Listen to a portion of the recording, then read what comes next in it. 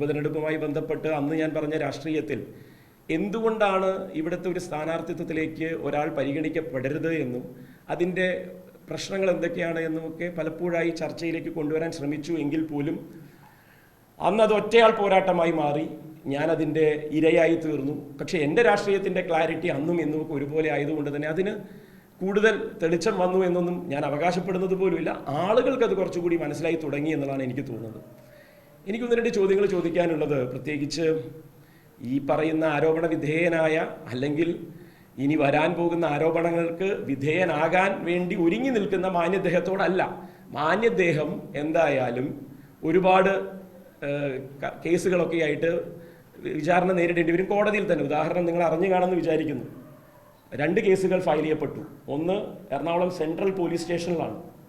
നിങ്ങളത് അതിൻ്റെ പകർപ്പൊക്കെ മാധ്യമങ്ങൾ ചർച്ച ചെയ്യുക, ഞാൻ അതിലേക്കൊന്നും കിടക്കുന്നില്ല. നിങ്ങൾക്ക് ഇന്ന് ഒരുപാട് ഇവിടുത്തെ പ്രക്ഷോഭ സമരങ്ങൾ കവർ ചെയ്യാനുള്ളതാണ്. 2, എനിക്ക് തോന്നുന്നത് ഗർഭസ്ഥ ശിശുവിൻ്റെ അവസ്ഥയെ ബാലാവകാശ കമ്മീഷൻ്റെ നിയമത്തിൻ്റെ പരിധിയിൽ വരും എന്നുള്ളതാണ് ഞാൻ മനസ്സിലാക്കുന്നത്. അപ്പം ഞാൻ വീണ്ടും പറയുന്നു, ഈ മാന്യദേഹത്തിനെതിരെ ഒരുപാട് കേസുകൾ വരും. ആ കേസുകൾക്ക് ഒരു പക്ഷേ കൂട്ടുനിന്ന ആളുകൾ പൊതുസമൂഹത്തിൽ ഇനി വിചാരണ ചെയ്യപ്പെടാതെ പോകാനുള്ള സാധ്യതയെ മുൻനിർത്തിയാണ് എൻ്റെ പത്രസമ്മേളനം. അല്ലാതെ ഓൾറെഡി വിചാരണയിലേക്ക് വിധേയനാകേണ്ടുന്ന ആളെ കേരള പൊതുസമൂഹം ഐഡൻറ്റിഫൈ ചെയ്ത് കഴിഞ്ഞു. പക്ഷേ അപ്പോഴും കാണാമറയത്തിരിക്കുന്ന ചില മാന്യദേഹങ്ങളുണ്ട്, അവരെ നമുക്ക് എക്സ്പോസ് ചെയ്തേ പറ്റൂ.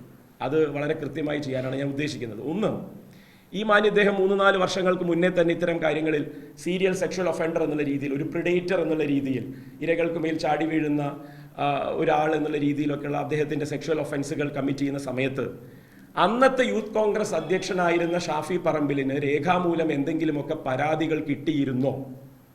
അതായത് 2 വർഷം മുന്നെയാണ് രാഹുൽ മാങ്കൂട്ടത്തിലിനെ നോമിനിയാക്കി എലക്ഷൻ എന്ന് പറയുന്ന ഒരു എന്താ പറയുക, ഒരു പുകമറ എന്നൊക്കെയുള്ള രീതിയിൽ, അതിലെ കഥകളൊന്നും ഞാനിവിടെ ചർച്ചയ്ക്ക് വെക്കുന്നില്ല. വ്യാജ വോട്ടർ ID എങ്ങനെ ഉണ്ടാക്കിയ, വ്യാജ വോട്ടുകൾ എങ്ങനെയാണ് യുവമോർച്ചക്കാരുടെ വോട്ടുകൾ കൊണ്ട് ഒരു യൂത്ത് കോൺഗ്രസിന് സംസ്ഥാന അധ്യക്ഷൻ ഉണ്ടാകുന്നത് എന്നുള്ളതൊക്കെ നിങ്ങൾ ചർച്ച ചെയ്താൽ മതി. അപ്പോൾ അതിൻ്റെ മെറിറ്റിലേക്ക് ഞാൻ പോകുന്നില്ല.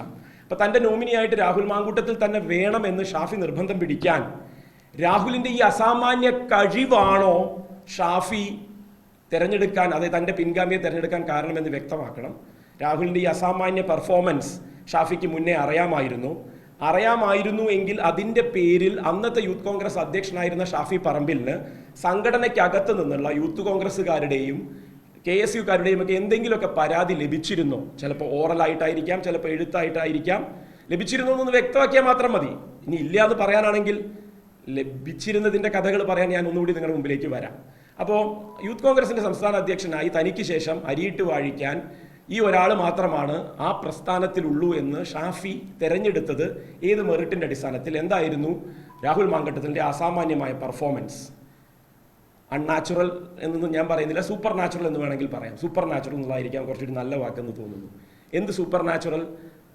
നമ്മുടെ ഇന്ത്യയുടെ പ്രധാനമന്ത്രി പണ്ട് പറഞ്ഞിട്ടുണ്ട്, ഞാനൊരു ബയോളജിക്കൽ ജീവിയല്ല, ഞാൻ അങ്ങനെ അച്ഛനും അമ്മയ്ക്കും തന്നെ ബയോളജിക്കലായി ഉണ്ടായ മനുഷ്യനൊന്നുമല്ല, പകരം ഞാൻ നോൺ ബയോളജിക്കലാണ് എന്നും ദൈവീകമാണ് എന്നൊക്കെ പറഞ്ഞ പോലെ ഇതിൽ എന്ത് സൂപ്പർ നാച്ചുറൽ എലമെൻ്റ് ആയിരുന്നു കണ്ടത് എന്ന് പറയണം. പോട്ടെ, അത് കഴിഞ്ഞു. അത് 2023 നടന്ന സംഭവം. അതിനുശേഷം 2024 ലോക്സഭാ ഇലക്ഷൻ നടക്കുന്നു. 2024 ലോക്സഭാ ഇലക്ഷന് ശേഷം ഇവിടെ ഉണ്ടായ ഒരു ഒഴിവിൽ ഉപതെരഞ്ഞെടുപ്പ് നടക്കുന്നു.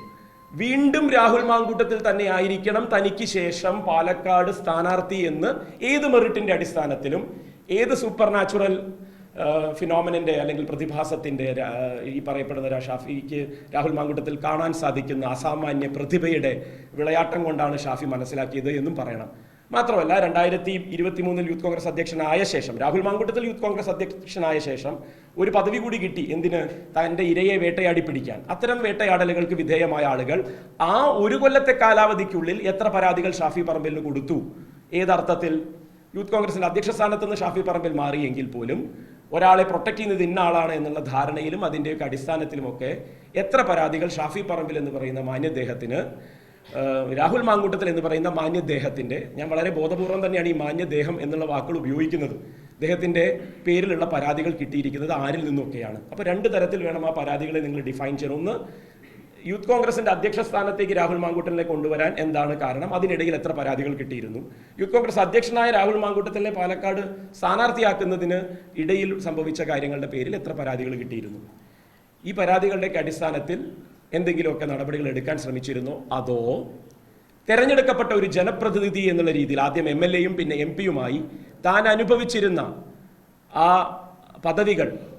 പദവികൾ ദുരുപയോഗം ചെയ്ത് അത്തരം കേസുകളിൽ നിന്ന് തൻ്റെ പിൻഗാമിയെ രക്ഷിച്ചെടുക്കാൻ വഴിവിട്ട ഇടപെടലുകൾ നടത്തിയിട്ടുണ്ട് എന്ന് തെളിവാക്കുന്ന വിധത്തിലുള്ള കാര്യങ്ങൾ അടുത്ത ദിവസങ്ങളിൽ പുറത്തു വരും. അതിനിടയിൽ തന്നെ ഉണ്ടെങ്കിൽ ഏറ്റുപറയാം. അപ്പോൾ ഏറ്റുപറഞ്ഞ് ഇപ്പം അതാണല്ലോ കോൺഗ്രസിൽ നടക്കുന്നത്, കൈവിടുകയാണ്. ഒരാളെ രാജിവെപ്പിച്ചാൽ അങ്ങ് രക്ഷപ്പെട്ടു പോകാമെന്നും കോൺഗ്രസ് എന്തോ പവിത്രമായ സംഘടനയാണെന്നും ആ തെമ്മാടിക്കൂട്ടത്തിൽ, ഞാൻ ബോധപൂർവം തന്നെയാണ് വാക്ക് ഉപയോഗിക്കുന്നത്, ആ തെമ്മാടിക്കൂട്ടമായി മാറിക്കൊണ്ടിരിക്കുന്ന ഒരു സംഘടനയിൽ ഇത്തരം തെമ്മാടിക്കൂട്ടങ്ങളെ സൃഷ്ടിക്കുന്നത് ബഹുഭൂരിപക്ഷം ആളുകളും വളരെ കൃത്യമായ രാഷ്ട്രീയ പ്രവർത്തനത്തിൻ്റെ അന്തസ്സോടുകൂടി തന്നെ നിൽക്കാൻ ആഗ്രഹിക്കുന്ന ഒരു പ്രസ്ഥാനമായിട്ട് പോലും അതിൻ്റെ അധികാര കേന്ദ്രങ്ങളിൽ സ്ഥാനങ്ങളിൽ ഇരിക്കുന്ന ആളുകളുടെ പിടിപ്പുകേട് കൊണ്ടും കയ്യിലിരിപ്പ് കൊണ്ടും സംഭവിക്കുന്ന ഈ അപകടങ്ങൾക്ക് അന്നത്തെ പ്രതിപക്ഷ നേതാവിൻ്റെ ഒരു എൻഡോഴ്സ്മെന്റ് ഉണ്ടായിരുന്നു. കഴിഞ്ഞ ഉപതെരഞ്ഞെടുപ്പിന്റെ സ്ഥാനാർത്ഥിത്വവുമായി ബന്ധപ്പെട്ട് രാഹുൽ മാങ്കൂട്ടത്തിലാണ് സ്ഥാനാർത്ഥി എന്ന് പറഞ്ഞപ്പോൾ ഷാഫിയുടെ നോമിനിയാണ് രാഹുൽ എന്നുള്ളത് രാഹുലിൻ്റെ ഒരു എക്സ്ട്രാ മെറിറ്റ് ആണ് എന്നാണ് അദ്ദേഹം പറഞ്ഞതെന്നാണ് എനിക്കുള്ള ഓർമ്മ. നിങ്ങളൊന്ന് ആലോചിച്ച് നോക്കണം, ആ വാക്കുകളുടെ കോമ്പിനേഷൻ എങ്ങനെയായിരുന്നു പ്രതിപക്ഷ നേതാവ് പ്ലേസ് ചെയ്തെടുത്തത് എന്ന്. ഇന്നത്തെ പ്രതിപക്ഷ നേതാവിനെ നിങ്ങൾ കണ്ടു കാണും അല്ലേ? ഗതികേട് എന്നല്ലാതെ വേറെ ഒന്നും പറയാനില്ല, അത് പോട്ടെ. അപ്പം അദ്ദേഹം പറഞ്ഞ വാചകങ്ങളാണ്, നിങ്ങൾക്ക് ആ ഫുട്ടേജ് പരിശോധിക്കാം.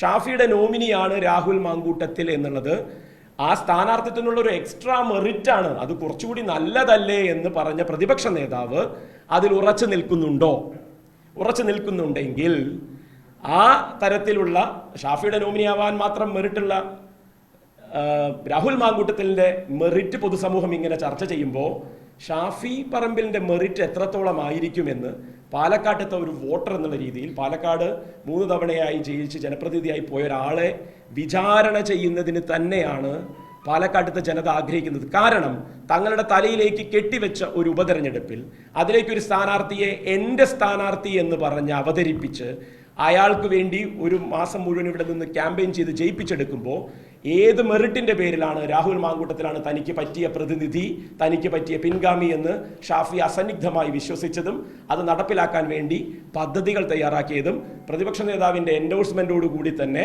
ഷാഫിയുടെ നോമിനിയാണ് രാഹുൽ എന്നുള്ളതിൻ്റെ ആ എക്സ്ട്രാ മെറിറ്റ് കൂടി സ്ഥാനാർത്ഥിത്വത്തിന് ഗുണകരമാണ് എന്നുള്ള വ്യാഖ്യാനത്തിൽ ഇവിടുത്തെ സാധാരണക്കാരായ മനുഷ്യരെ, പാലക്കാടിൻ്റെ സാധാരണ ജനതയെ പറഞ്ഞ് പറ്റിച്ചത് എന്നും അതുകൊണ്ട് തന്നെ വിചാരണ ഈ പറയുന്ന യൂത്ത് കോൺഗ്രസിൻ്റെ അധ്യക്ഷ സ്ഥാനം രാജിവെച്ച രാഹുലിൽ അവസാനിക്കില്ല, അത് ഷാഫി പറമ്പിലേക്ക് കൂടി തുടരേണ്ടി വരും, അത് പ്രതിപക്ഷ നേതാവിലേക്കും കൂടി പടരേണ്ടി വരും എന്നുള്ളത് വളരെ കൃത്യവും വ്യക്തവുമായിട്ട് കഴിഞ്ഞ 24 മണിക്കൂർ അല്ലെങ്കിൽ 36 മണിക്കൂറിലെ സംഭവവികാസങ്ങൾ നമ്മളെ ബോധ്യപ്പെടുത്തുകയാണ്.